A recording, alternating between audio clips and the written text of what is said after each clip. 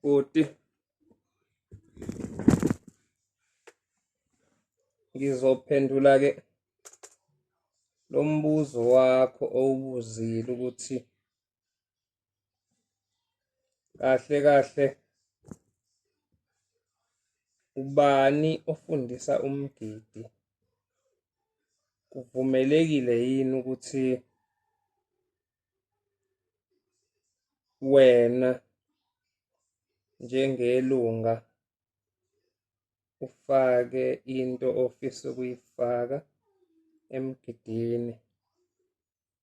Wawusuphinde ubuze ukuthi wawusuphinde uthi kunento oyizwile kwenye inkonzo lapho ngangikhuluma khona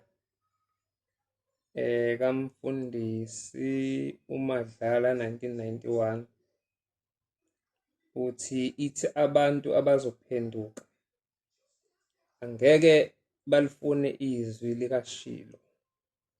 Ngicabanga ke ukuthi ke ukhuluma ngale nkonzo yokwanda kobuNazaretha emhlabeni.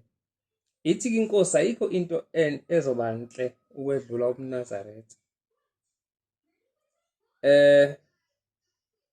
Ithi abantu abezayo abazophenduka, ngizoyithatha lapho nje, ngeke balifune izwi likaNkulunkulu, ngeke bamlalele nozayo emva kwami. Abantu bayokholwa ngenxa yemali, ngeke balinake izwi lophezulu. Iyona-ke ngicathi le nkonzo ukhuluma ngayo.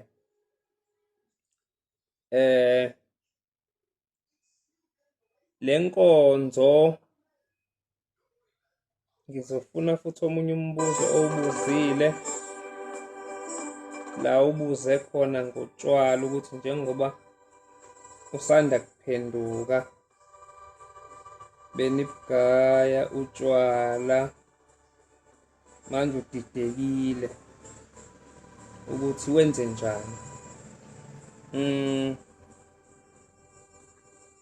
Mayiqhubeka-ke le nkonzo ithi abanye bazofika nemikhuba yabo, amasiko abo, bazokwenza indabuko yabo le uShembe owayichitha phakathi kwethu. Ngijombe kancane ngiye kuleli lakho-ke, ithi ngibona kuma izimbiza zotshwala emzini yenu. Ithi ngibona abantu beza ngamandla lapha ekukholweni, bayofika bazi, abayovuma ukukhokhelwa, bayofika nokwazi kwabo, bahlakaniphile, banolimi nesibonakaliso. Nani niyothatheka niyilalele, niyilahle indlela kaBaba anishiye kuyo. Uma ikhuluma ngoBaba, inkosi ilanga ikhuluma ngoBhombela la. Ithi-ke lalela lokhu-ke, ngiyacela nibafundise abezwayo, nibayeka bangafuni, isihlungo siyozihlunga, bayonixosha banikhiphe nasemathempelini enu.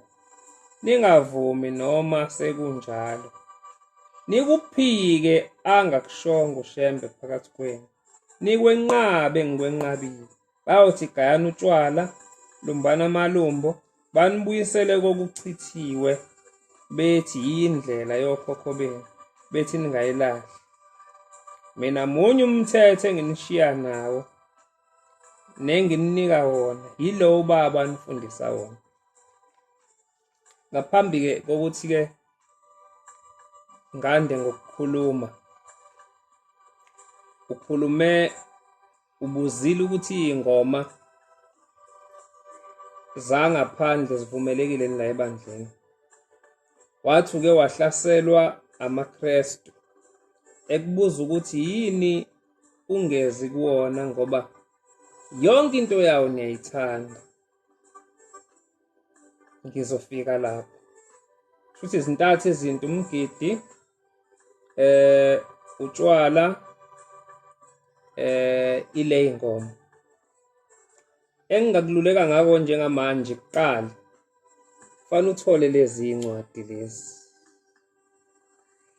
Yokuqala le kube eyesibili le kube eyesithathu le. Lezi incwadi ngeke ulahleke mangabe uzozilalela zona. Ubese ulalela inkosi esesihlalweni. Ngoba uma uzolalela mina kakhulu kubuye kuvuka ubuntu. Kuvuke namacala kithi isonto likaShembe ngigcine ngiliphethe ngokuthi mina vele nangaphandle ngangingaphikiswa.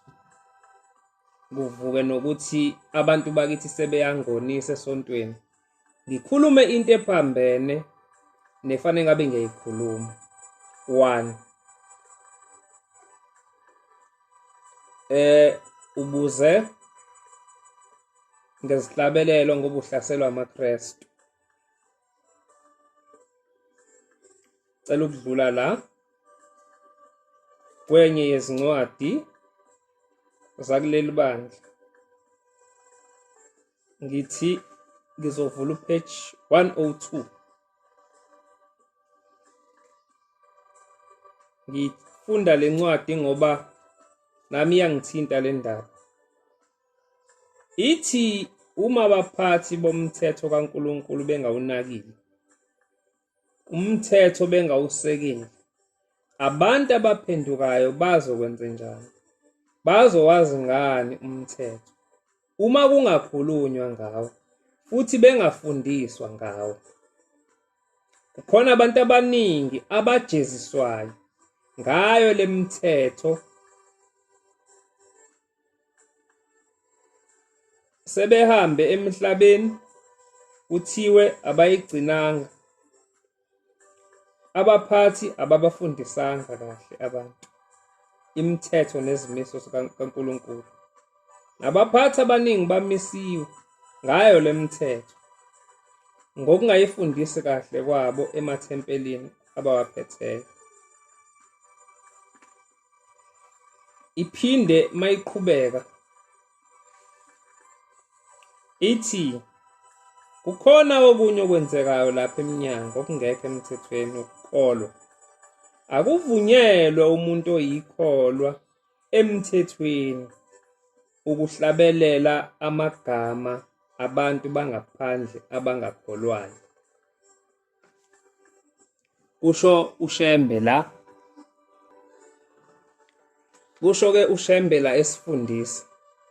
Ngiphinde ngize la verse ngithi u-37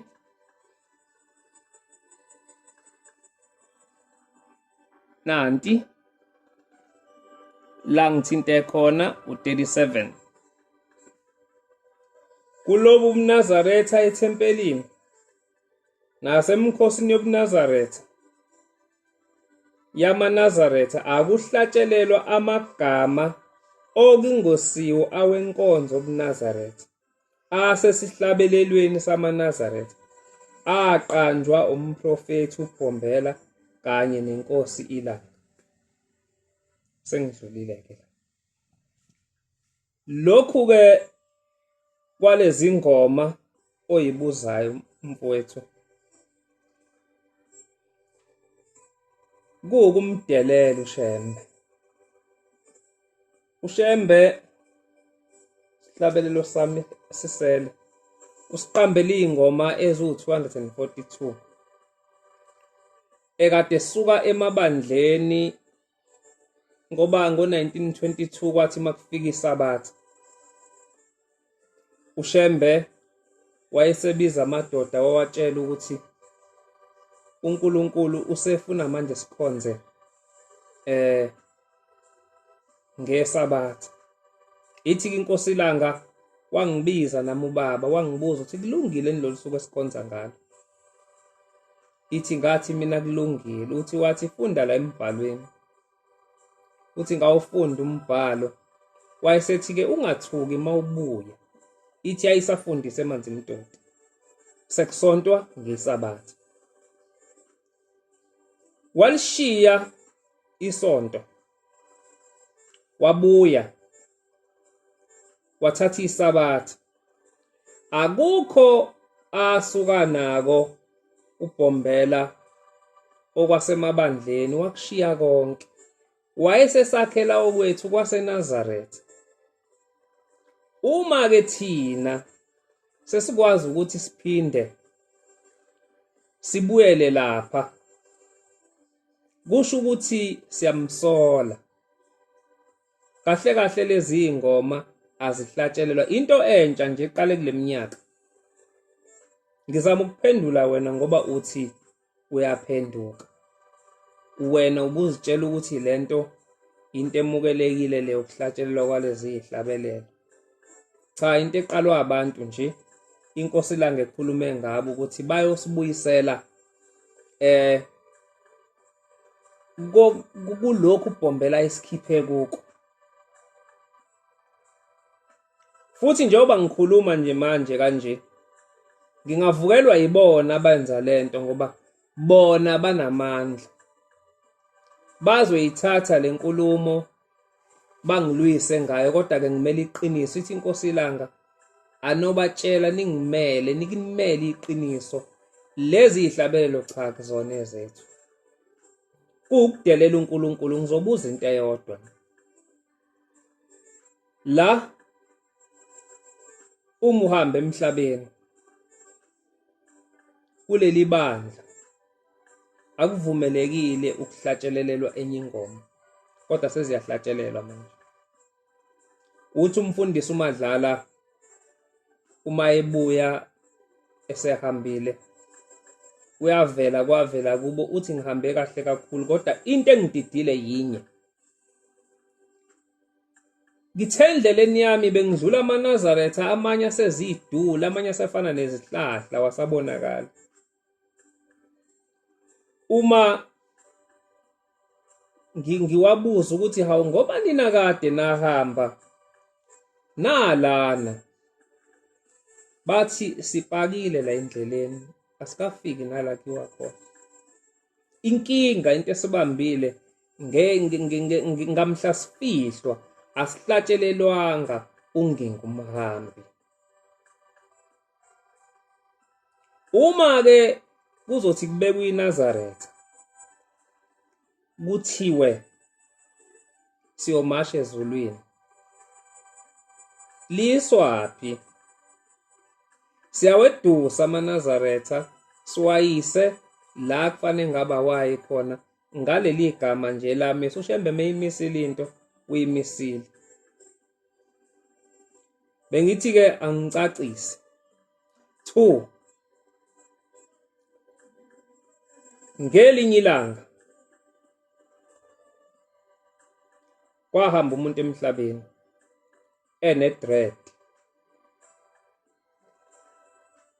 Base bemgunda ngoba kuyaziwa ukuthi ngisho unegolide liyakhishwa mangabe usuhambile emhlabeni. Kodwa bamfihla, kodwa kudlula insukwana wayesebuya.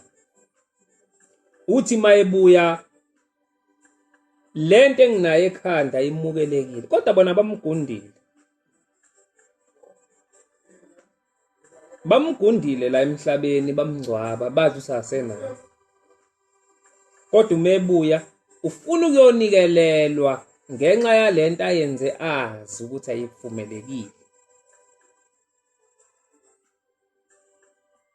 Ngibuza ukuthi-ke uma mina bengithanda ingoma zangaphandle, uma sengifile abahlangabezi bami bayothi angihlabelela, ngiyoqala phansi yini ngibuyele ekuthandeni lezi eziwu-242 uShembe angimisele zonke ngiyihlabelela?